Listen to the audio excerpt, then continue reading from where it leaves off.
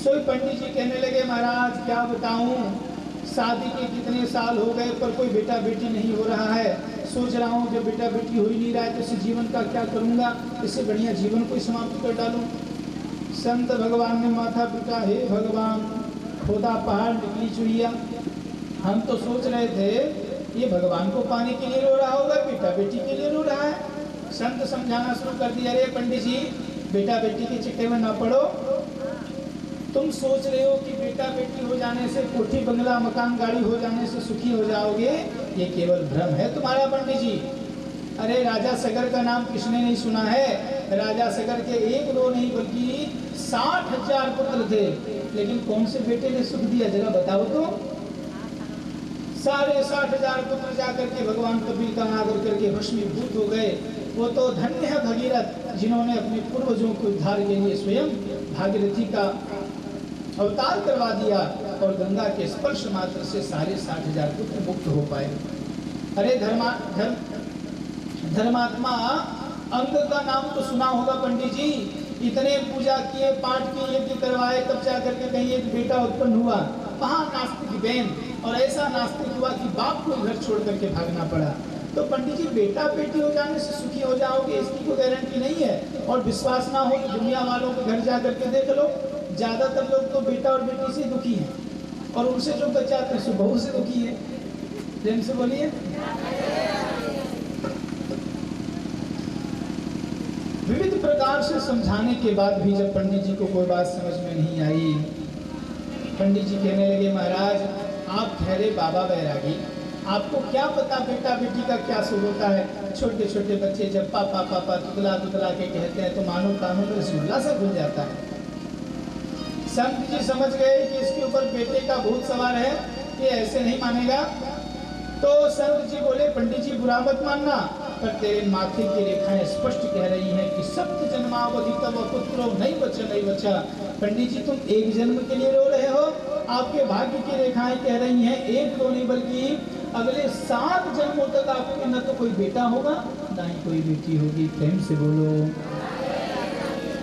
जैसे सुना महाराज कि 7 जन्म तक कोई संतान नहीं होना है, तो जिस वृक्ष के पास बैठे थे उसी वृक्ष के पास बहुत बड़ा पत्थर रखा हुआ था। धड़ाम से अपना सिर पत्थर में पटके और पूरे शरीर से लहूलुहान हो गए, सिर से रक्त निकलने लगा, रक्त श्राव प्रारंभ हो गया। संत जी की धड़कन के जी, हे भगवान पंडित जी ये क्या कर रहे हो, अरे से माथा पीटोगे मर जाओगे महाराज। पंडित जी रोते हुए कहते हैं गुरु जी अरे मरने तो मैं आया ही था, आपका दर्शन हुआ तो मुझे लगा आप संत हो, मेरा कष्ट दूर करोगे, आपने तो मेरा कष्ट 7 गुना और बढ़ा दिया। महाराज या तो आप बेटा दो या तो मैं मरूं।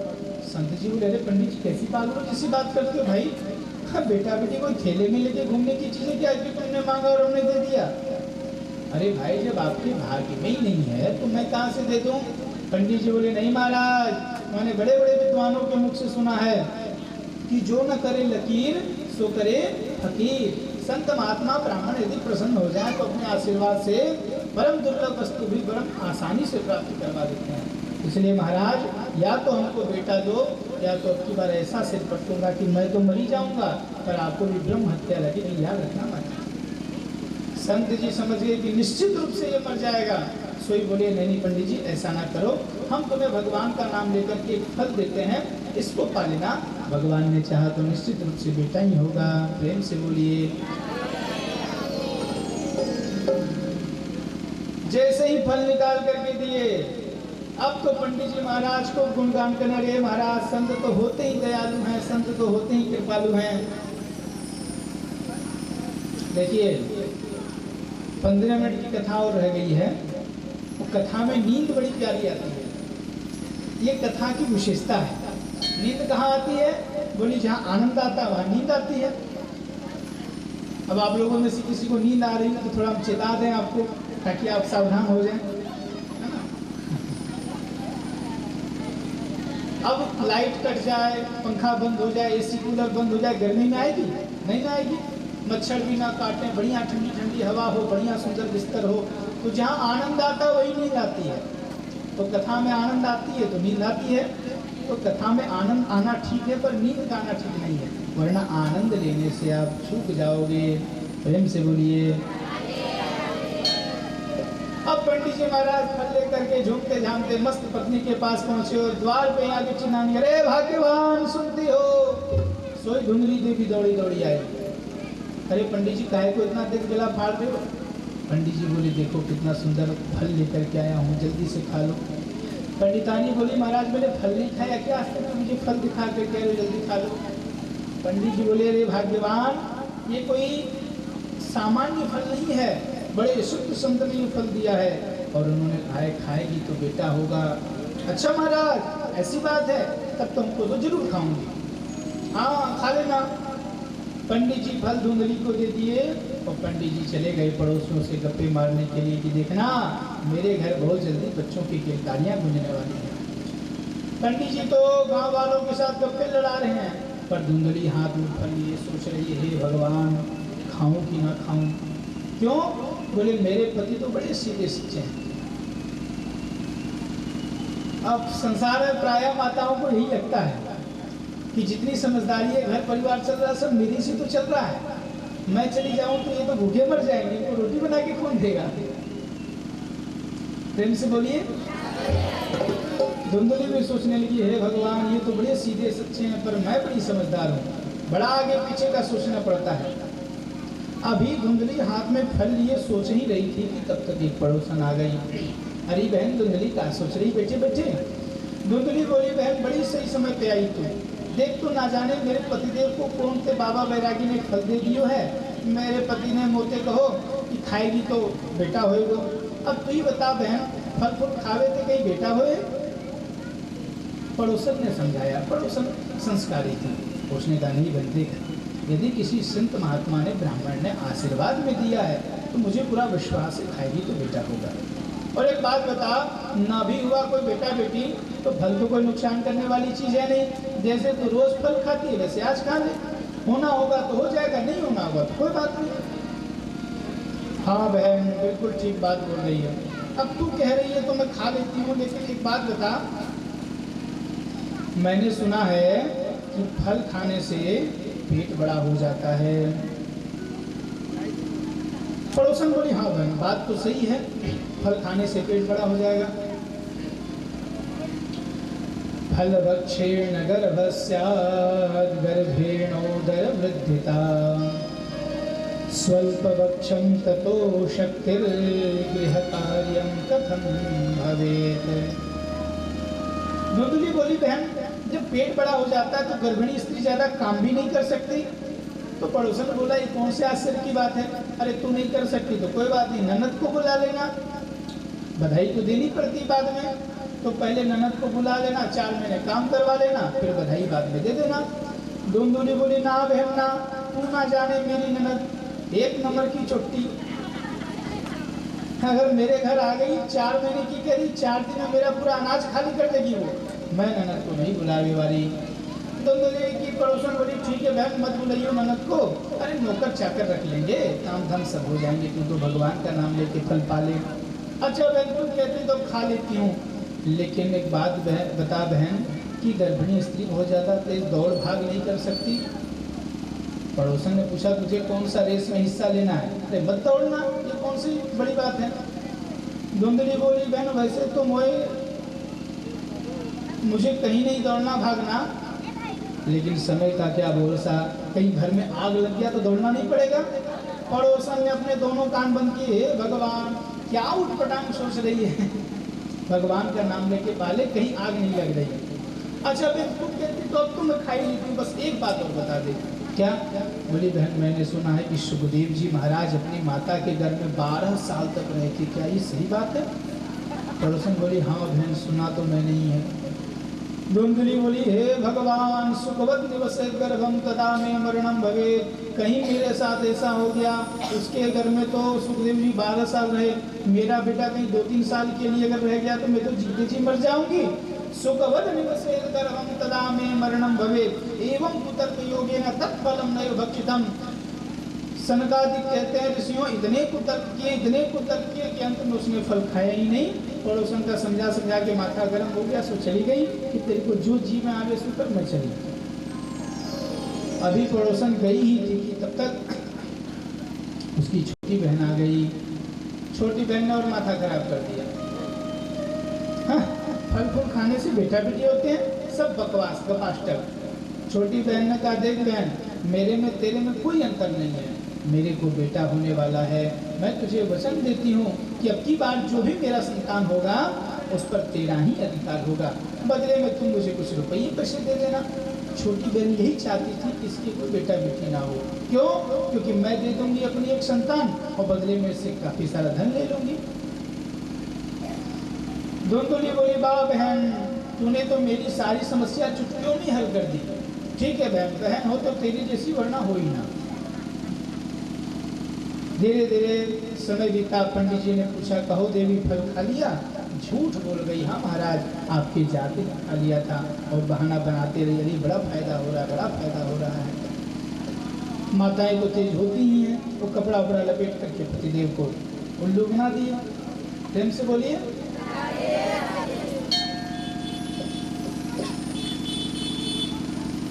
धीरे धीरे समय बीता। एक रात की बात है, पंडित जी जजमान के यहाँ शादी पढ़ाने के लिए गए थे, विवाह करवाने के लिए। उसी रात धुंधुली की छोटी बहन को बेटा हुआ। धुंधुली की छोटी बहन ने चोरी चुपके ला करके अपनी बड़ी बहन को दे दी। अगले दिन सुबह विवाह करा के जब पंडित जी आए और देखा कि मेरे घर मेरे बेटे का जन्म हुआ है, तो बड़ा भारी पुत्र जन्मोत्सव मनाया। और ठीक उसके 3 महीने के बाद वो जो फल था ना, वो गैया को खिला दिया था। किसके कहने पे? छोटी बहन के कहने पे। छोटी बहन ने कहा कि बहन तू मत खाना, रही इस बात फल की तो फल अपनी गैया को खिला दे। जरा देखे तो सही कि संतों के वचनों में कितनी शक्ति होती है। संत के आशीर्वाद का परीक्षण भी हो जाएगा और तेरे को बेटा भी मिल जाएगा। तो जिस गैया को फल खिलाया था, उस गैया से भी एक सुंदर बालक का जन्म हुआ। जिस बालक का जन्म हुआ, उस बालक के कान जो थे वो केवल गाय जैसे थे, बाकी की पूरा का पूरा शरीर मनुष्य की भांति था। मनुष्य की तरह शरीर और कान गाय के जैसे होने के कारण उस बच्चे का नाम गोकर्ण पड़ा।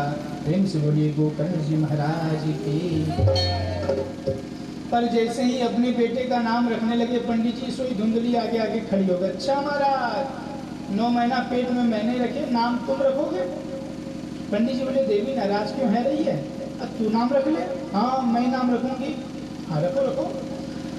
धुंधली बोली, महाराज मेरा नाम धुंधली है तो मेरे बेटे का नाम धुंधकारी होना चाहिए।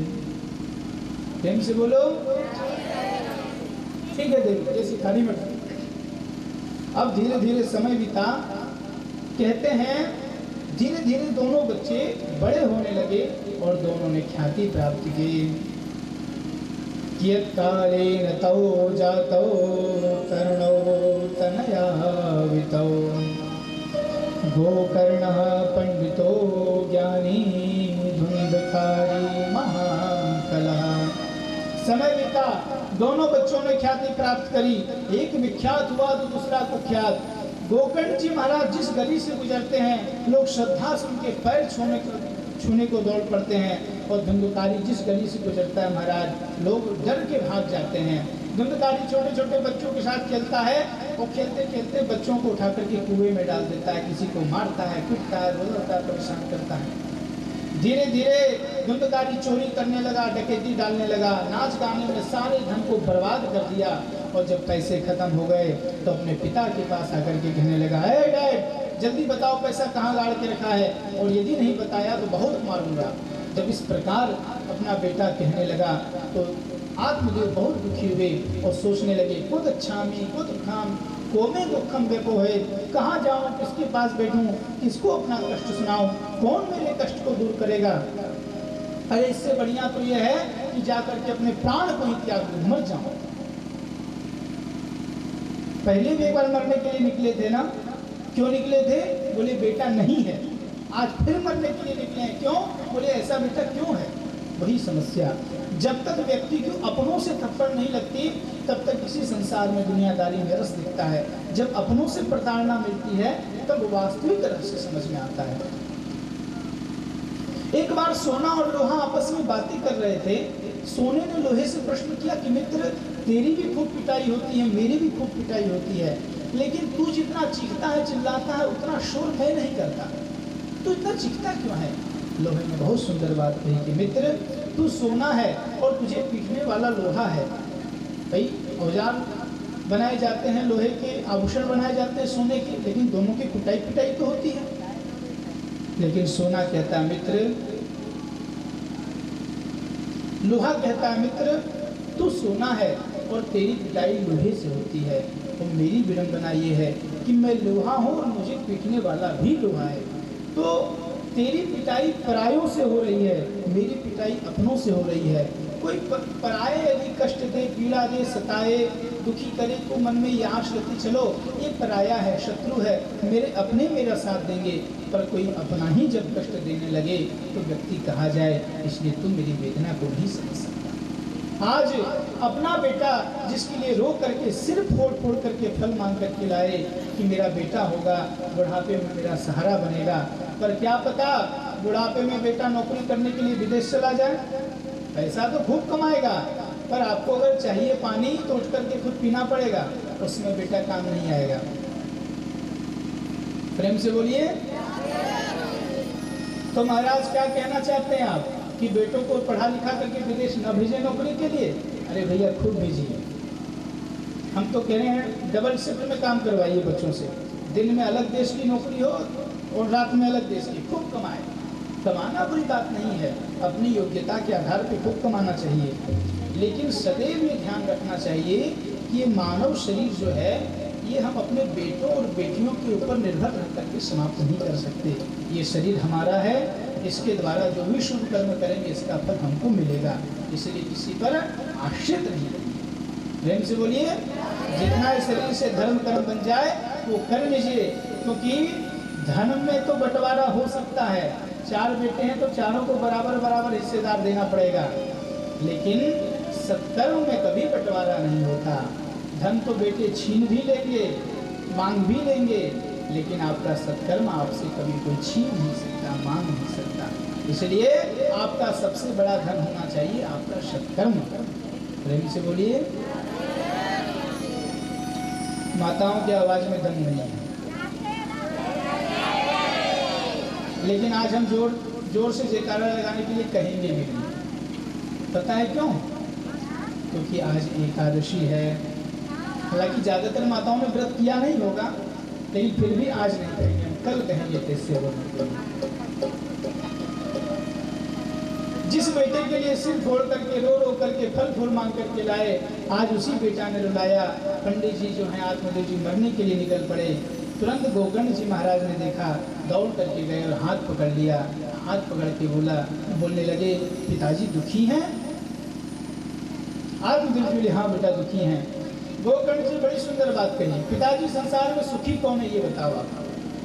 दीन कहे धनवान सुखे, धनवान कहे सुख राजा को भारी, राजा कहे महाराज सुखी, महाराज कहे सुख इंद्र को भारी, इंद्र कहे चतुरानन को सुख, ब्रह्म कहे सुख विष्णु को भारी, तुलसीदास विचार कहें, हरि भजन बिना भव दुख हरि। संसार में कोई सुखी नहीं है पिताजी, सुखी केवल और केवल एक है। कौन? बोले, कोई तन दुखी, कोई मन दुखी, कोई धन बिन रहत उदास, थोड़े थोड़े सब दुखी, सुखी राम के दास। राम के दास कभी न हो उदास, इसलिए राम जी का भजन करो। आइए, कथा तो आज की हम चाह रहे हैं कि अगर 10 मिनट का समय आप लोग और श्रद्धा भाव के साथ दें तो आज का प्रसंग पूरा हो जाए, क्योंकि भगवान की कथा अनंत है। और यदि रोज की कथा अपने विश्राम स्थल तक पहुंचेगी तो अगले दिन हमको भी भार नहीं रहेगा कि हमको इतना कथा एक्स्ट्रा सुनाना है, तो भी बहुत खुले मिजाज से सुनाएंगे। तो 10 मिनट की कथा और रह गई है। एक भजन आपको सुनाते हैं, उसके बाद आज की कथा विश्राम करके फिर आरती करेंगे।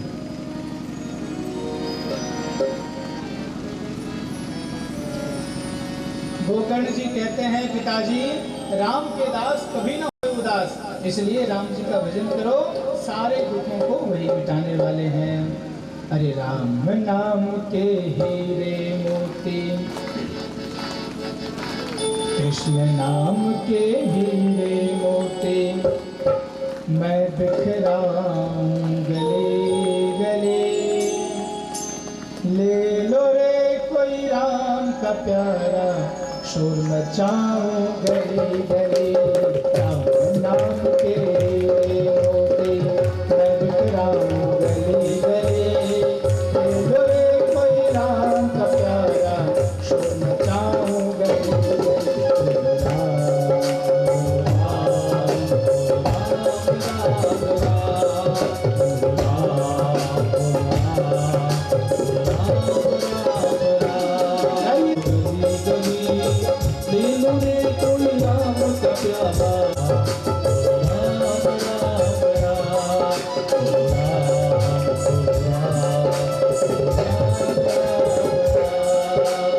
माया के दीवानों सुन लो, एक दिन ऐसा आएगा, धन दौलत और माल खजाना यही पड़ा रह जाएगा। माया की दीवानें सुन लो, इस शरीर के ऊपर कितना भी महंगा महंगा साबुन लगा लीजिए, डब लगा लीजिए या पीएच वाला लगा लीजिए, ये जो सुंदर काया है एक दिन होना इसको मिट्टी ही है। सुंदर काया मिट्टी होगी, चर्चा होगी गली गली, ले लो रे कोई राम का प्यारा, चाहूं गली गली। राम राम राम राम राम,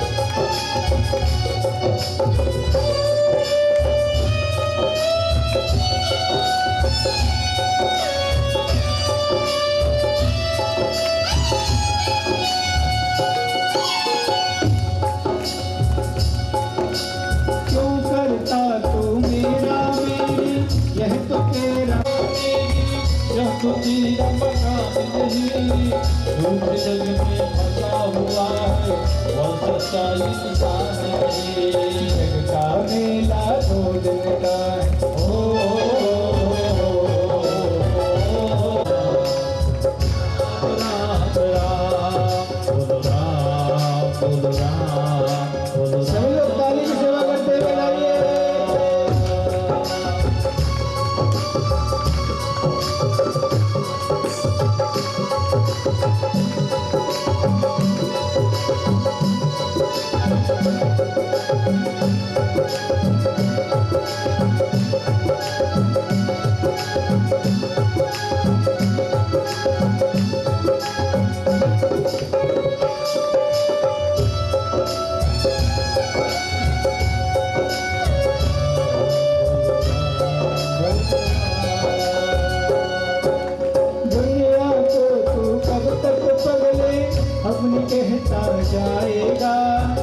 ईश्वर को तो भूल गया है, अंत समय पछताएगा।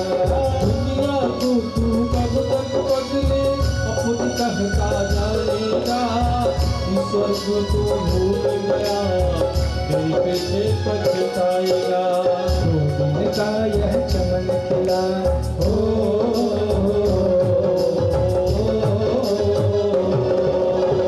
दिन का यह चमन खिला है, अंत में होगी चला चले। ले लो रे कोई राम का प्यारा, शोर मचाऊं गले गले। राम बोलो राम, बोलो राम राम राम, बोलो राम, बोलो राम, बोलो राम राम राम।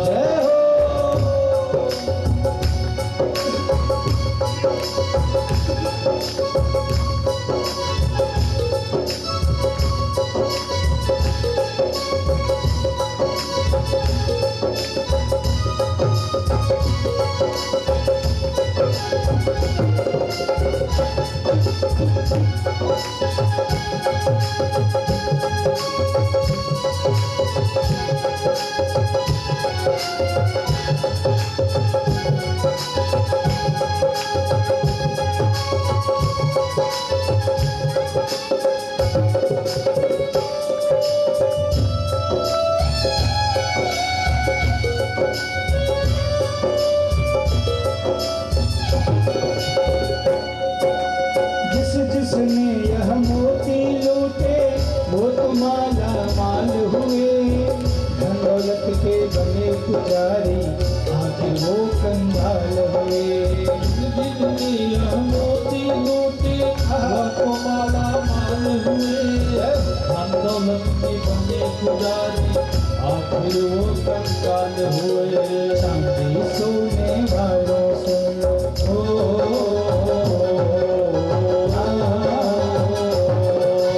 चांदी सोने वालों सुन लो, बात सुनाओ करे करे, ले लो रे कोई राम का प्यारा, छोड़ जाओ करे करे। ताली चार करके लगाइए सबको।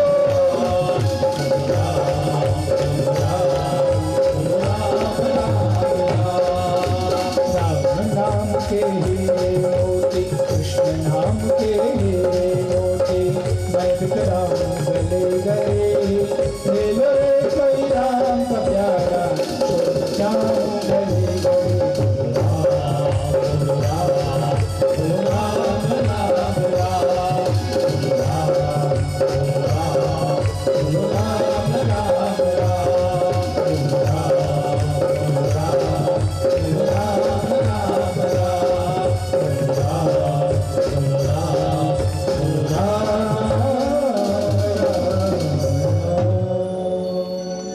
प्रेम से बोलिए भक्त वत्सल भगवान के। देहेस्तिमान् सुरुधिरे भीमतिं त्यजत्वं, जाया सुतादिषु सदा ममतां विमुञ्च। पश्यामि संजगदिदं क्षणभङ्गनिष्ठं, वैराग्यरागरसिको भवभक्तिनिष्ठः। यहाँ पर गोकर्ण जी महाराज ने दिव्य उपदेश दिया है पिताजी को, और गोकर्ण जी की बात समझ में आई है आत्मदेव जी महाराज को। और गोकर्ण जी की बात समझ करके एवं श्रुतोक्त श्लोक विग्रहं विहाय अपने पुत्र की बात मान करके घर छोड़ करके वन को गए हैं, और भागवत जी की सेवा करते करते भगवान के धाम को प्राप्त हो गए हैं। प्रेम से बोलिए भक्त वत्सल भगवान की। जैसे ही पिताजी घर छोड़ करके गए, धुंधकारी मैया के पास पहुंचा। पुराने जमाने में मिट्टी का चूल्हा बनता था और उसमें लकड़ियों से खाना बनाया जाता था। आप लोगों ने बनाया होगा कई लोगों ने। अब तो महाराज ऐसे ऐसे कि बटन दबाओ, खाना बनना शुरू। तो रात के समय जब मैया खाना बना रही थी, मदिरा पान करके लड़ झगड़ करके आया और अपनी माँ से कहने लगा, पवित्रम तिष्ठति ब्रूहि हनिष्ये लत्तया न चेत्। अरे मैया सच बता, पिताजी जाने से पहले सब तुझको रहस्य बता के गए होंगे कि कहाँ कहाँ धन गाड़ के रखा हुआ है। जल्दी से मुझे धन निकाल करके दे, वरना ये जो चूल्हे में लकड़ी जल रही है ना, इसी जलती लकड़ी से तुझे मारूंगा, कोई नहीं बचाएगा तुझको। जब पुत्र ने ऐसी बात कही, मैया डर गई और डर के मारे अंधेरे में ऐसी लगी कि उसी गांव में एक कुआं था महाराज, भयंकर कुआं। उसी कुआं में दौड़ के भाग रही थी, गिर पड़ी और वहीं पर उसका भी राम नाम सिद्ध हो गया महाराज। बताइए ऐसे पुत्र का क्या लाभ जो माता और पिता की मृत्यु का कारण बने। गोकर्ण जी महाराज ने देखा कि पिताजी वन को गए, माताजी कुएं में गई, अब घर में हम अकेले बचे हैं, कहीं हमारा नंबर ना लग जाए।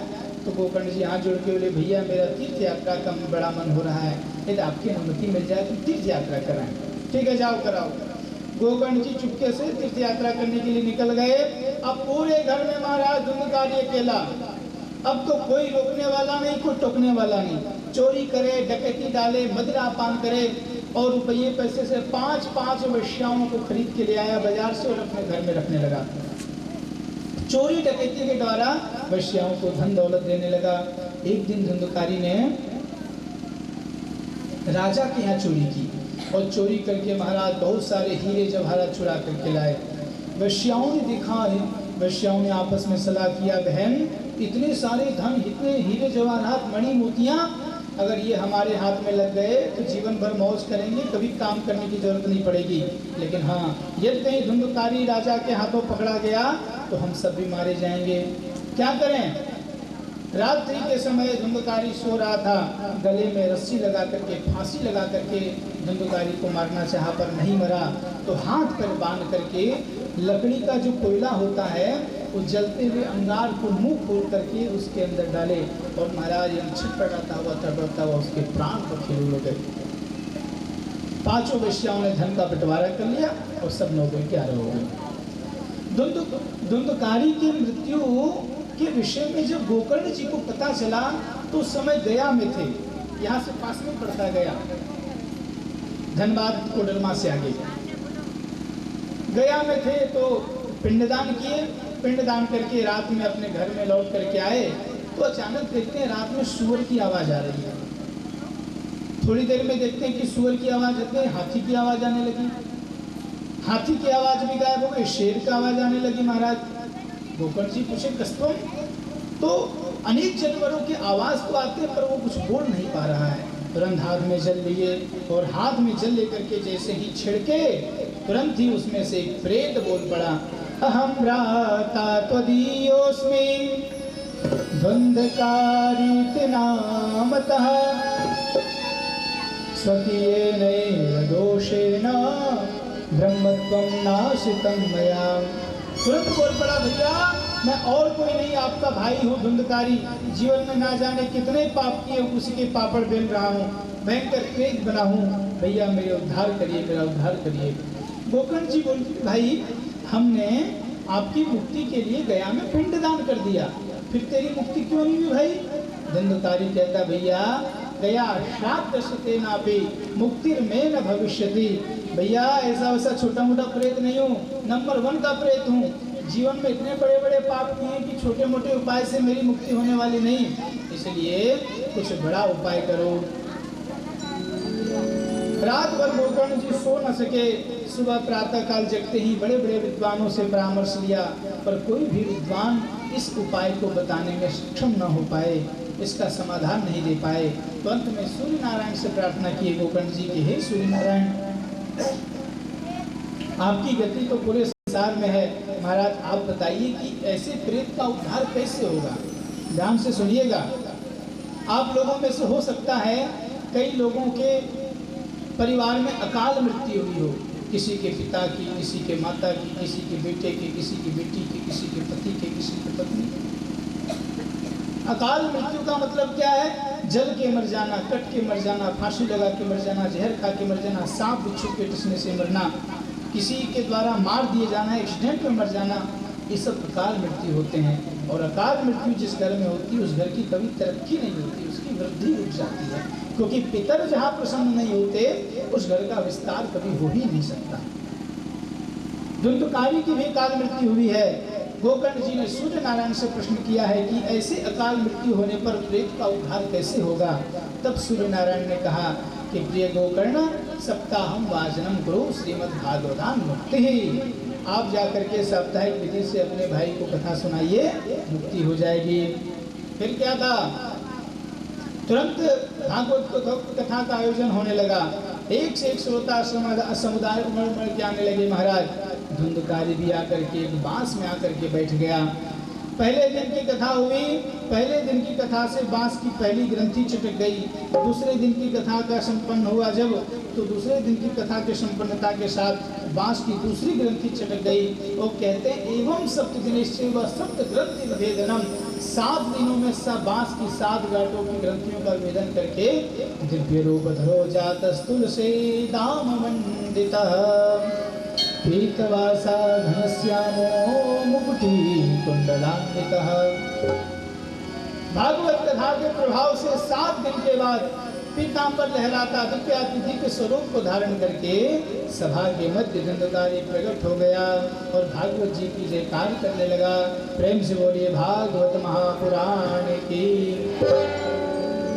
उसी समय आकाश से विमान आया और धुंधकारी को बैठ करके लेके जाने लगे भगवान के पार्षद। तो गोकर्ण जी ने पूछा, भाई यहाँ कथा तो हजारों श्रोताओं ने सुनी है, पर विमान एक के लिए क्यों लेकर के आए हो, सबके लिए क्यों नहीं लेकर के आए? पार्षदों ने कहा भैया गोकर्ण श्रवण वेदेन फल भेदोत्र संस्थितः, कथा तो सबने सुनी पर मुक्ति की उत्कंठा केवल और केवल धुंधकारी के मन में थी। जैसे एक शिक्षक के द्वारा एक ही विषय को एक ही क्लासरूम में अनेकों विद्यार्थियों को पढ़ाए जाते हैं, है कि नहीं? लेकिन क्या सब विद्यार्थी एक शिक्षा को प्राप्त कर पाते हैं? अरे कोई विद्यार्थी तेज तर्रार होता है, मन से पढ़ता है तो गोल्ड मेडलिस्ट हो जाता है, और कोई ऐसा होता है जो 3rd डिवीजन भी नहीं ला पाता, डिस्ट्रिक्ट भी हो जाता है, चीटिंग करते हुए पकड़ा गया। तो भाई विद्यार्थी के टीचर एक ही थे, कक्षा का विषय एक ही था, क्लासरूम एक था, तरीका एक था, फिर इतना अंतर क्यों? बोले भाई पढ़ने वाला तो अलग अलग था ना। उसी तरह कथा भले एक हो पर सुनने की जो विधि है वो महत्वपूर्ण है। सब मुक्ति की उत्कंठा लेकर के नहीं आए थे। बस 5 मिनट में आरती होने वाली है, प्रेम से बोलिए। देखिए 5 मिनट के नाम पे माताएं प्रसन्न हो गई हमारी। इतना विलंब होता नहीं, बीच में थोड़ा 20-25 मिनट का समय चला गया। कल से हम लोग जो है सारी व्यवस्था फिट रखेंगे ताकि समय का बचाव हो और उसी समय पे कथा अधिक से अधिक सुनी जा सके।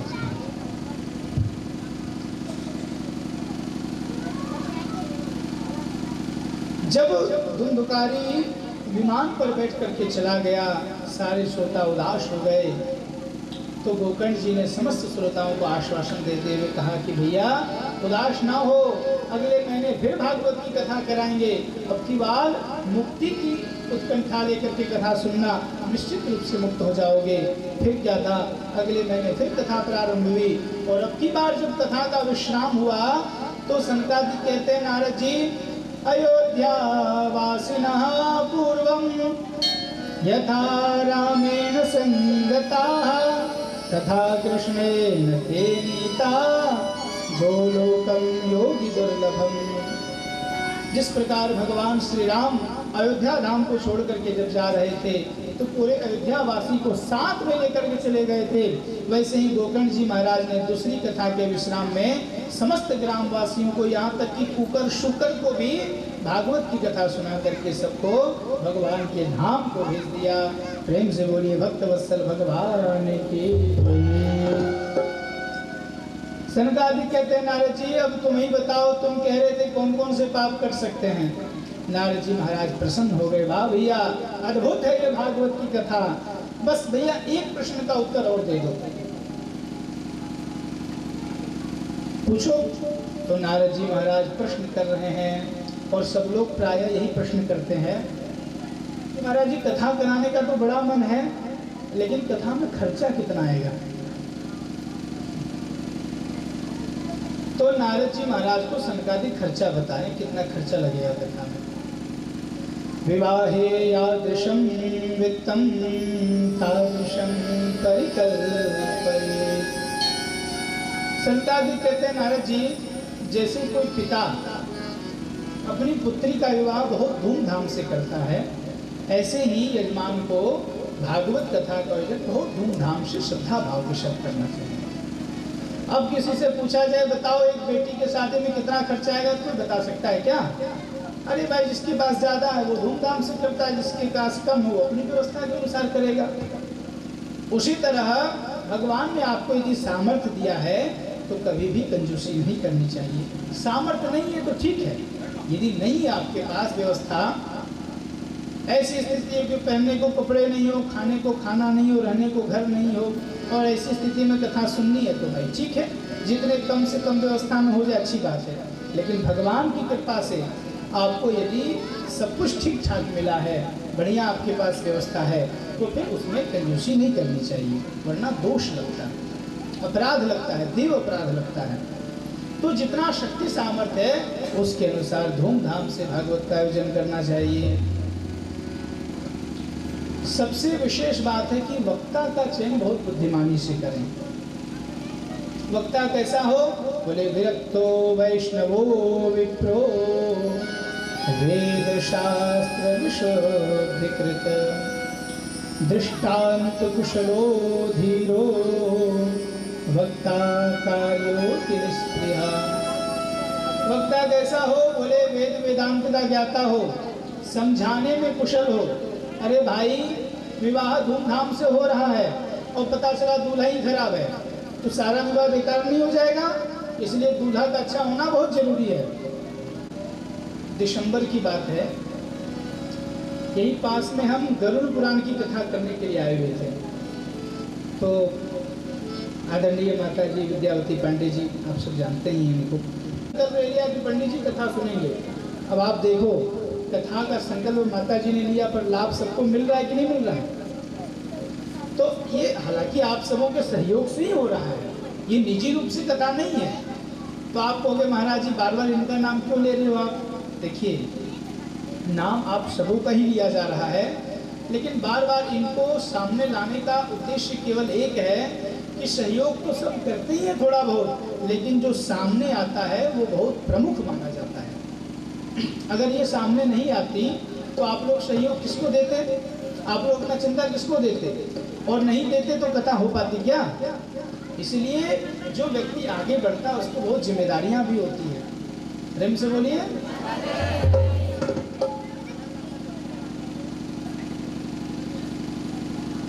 इसलिए वक्ता का चयन बहुत बुद्धिमानी से करना चाहिए। नारद जी ने पूछा कि कथा सुनने के में खाने पीने के क्या नियम है? माता जी ध्यान से सुनिएगा। कहते भैया सबसे अच्छा नियम ये है कथा सुनने का कि निराहार रह करके 7 दिन कथा सुनिए, 7 दिन कुछ मत खाइए। नारद जी बोले महाराज ये तो बड़ा कठिन नियम है, निराहार रह के सुनेंगे तो दूसरे दिन डॉक्टर के पास जाना पड़ेगा। बोले अच्छा ठीक है, निराहार रह करके नहीं सुन सकते तो घृत पानम, घी पी करके रहो। महाराज घर में गैया है नहीं और बाजार में देसी घी मिलता नहीं, और देसी घी महाराज पचाने की शक्ति आज के समय किसी के पास रह गई क्या? घी पी कर भी कथा सुनना बड़ा कठिन है, और थोड़ा संशोधन कर दीजिए। बोले भाई घी पी कर भी नहीं सुन सकते तो पयः पानम, दूध पी करके सुनो, और दूध पी कर भी नहीं सुन सकते तो फलाहारम, फलों का आहार करके कथा सुनो। और फलों के आहार से भी कथा सुनने में दिक्कत हो कि नहीं, फल का आहार तो ले लिया लेकिन भूख लग जाती है कथा के समय, तो कहते हैं फुल आहारम, पूरा भरपेट खाना खाओ, कोई दोष नहीं है। ये बात हम नहीं कह रहे हैं, ये बात सनकादिक नारद जी से कह रहे हैं। भैया भोजनम तो वरम मन्ये कथा श्रवण कारकम, नोपवासो वर प्रोक्तः कथा विघ्न करो यदि उपवास से कथा में विघ्न होता है तो भोजनम तु वरम, भोजन श्रेष्ठ है, भोजन करके भी कथा सुन सकते हैं, इसलिए निश्चिंत रहिए। बहुत सारे नियम बताए, श्रोता और वक्ता को ब्रह्मचर्य का पालन करना चाहिए, क्रोध नहीं करना चाहिए, सत्य बोलना चाहिए, शांत रहना चाहिए, और भगवान के चरणों में प्रेम बढ़ाने का प्रयत्न करते रहना चाहिए। और एक अंतिम नियम जरूर करना चाहिए, क्या? बोले कथा के अंत में भगवान का कीर्तन बहुत धूमधाम से करना चाहिए। जो कीर्तन की बात कही, कहते हैं प्रहलाद जी महाराज प्रकट होकर के ताली बजाने लगे, उद्धव जी महाराज प्रकट होकर के उसी कथा में मजीरा बजाने लगे, वीणाधारी सुदर्शी ही नारद जी महाराज प्रकट होकर के वीणा पर आलाप राग छेड़ दिए महाराज। वहीं पर सुखदेव जी महाराज भी प्रकट हो गए और भागवत के मधुर श्लोकों का मधुर कंठ से आलाप लेने लगे।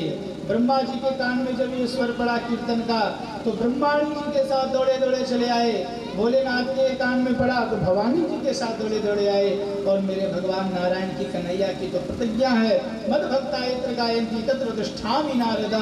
भगवान के कान में पड़ा तो भगवान तो वहाँ पे आते हैं जहाँ भक्त उनको पुकारते हैं। भगवान अपनी आदि शक्ति के साथ चले आए, पूरा श्रोता समुदाय भगवान के साथ कीर्तन गा रहा है। और आइए हम और आप भी आज एक भजन कीर्तन गाएंगे, उसके बाद आरती करेंगे, प्रसाद लेंगे। कथा का समय 5 बजे से है। आप समस्त माताओं से निवेदन, भाई बंधु बड़ों से निवेदन कि आप समय से आएंगे तो मुझे बड़ा अच्छा लगेगा। 4 घंटे का समय आपको देना पड़ेगा। समय से आइए, समय से जाइए। आइए बहुत श्रद्धा भाव के साथ हम लोग आज की कथा सुन करके विश्राम करते हैं। हरे राधे राधे जपा करो, कृष्ण नाम रस पिया करो। हाँ, राधे राधे जपा करो, कृष्ण नाम रस पिया करो। राधे राधे जपा करो,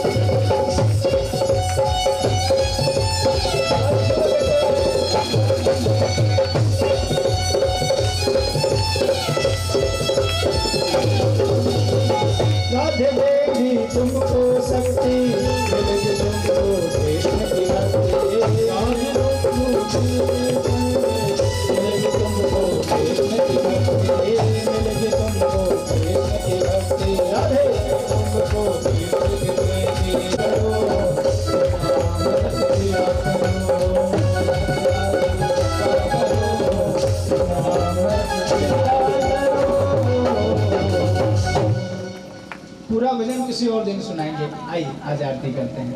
प्रेम से बोलिए भक्तवत्सल भगवान।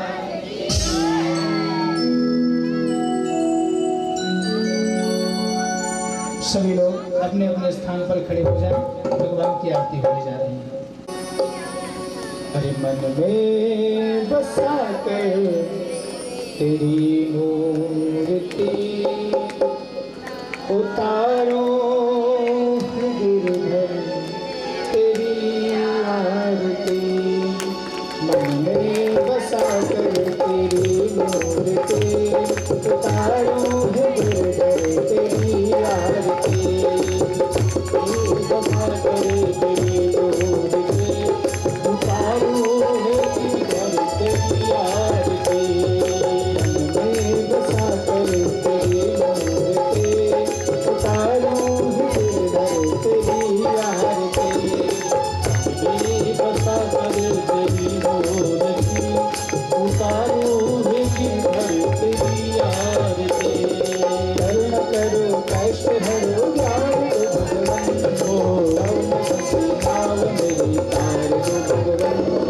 करुणा करो कष्ट हरो ज्ञान दो भगवान। नाम मेरी तार दो भगवान। करुणा करो कष्ट हरो ज्ञान दो भगवान। नाम मेरी तार दो भगवान। करुणा करो कष्ट हरो ज्ञान दो भगवान। बसा करी तेरी मूर्ति उतारो गिरधर तेरी आरती। मांगो तुझसे क्या मैं यही सोचूं भगवान। जिंदगी जब तेरे नाम कर दी अर्पण। मांगो तुझसे क्या मैं यही सोचूं भगवान। जिंदगी जब तेरे नाम कर दी अर्पण। सब कुछ तेरा कुछ नहीं मेरा। सब कुछ तेरा कुछ नहीं मेरा। चिंता है तुझको प्रभु संसार की। मैंने बसा कर तेरी मूर्ति उतारो है गिरधर तेरी आरती। मैं बसा कर तेरी मूर्ति उतारो है गिरधर तेरी आरती। वेद तेरी महिमा गाए संत करे ध्यान। नारद गुणगान करे छेड़ विधाता।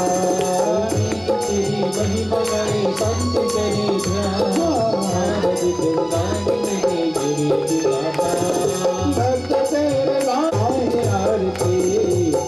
मैं बसा कर तेरी मूर्ति उतारो गिरधर तेरी आरती।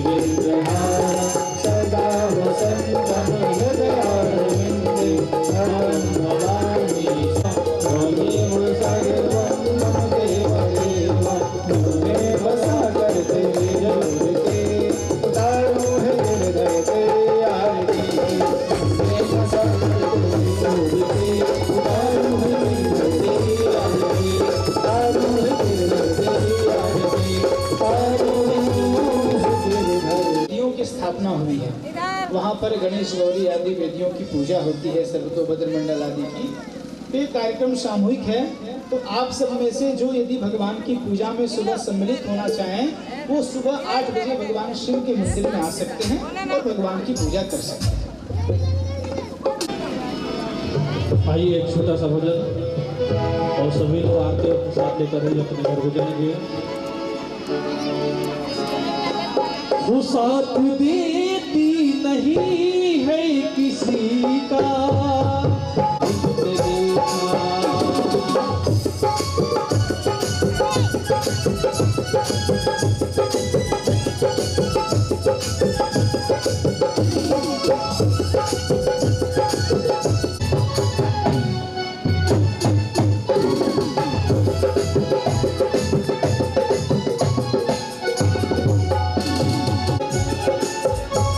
निकल जाएगी रोशनी का।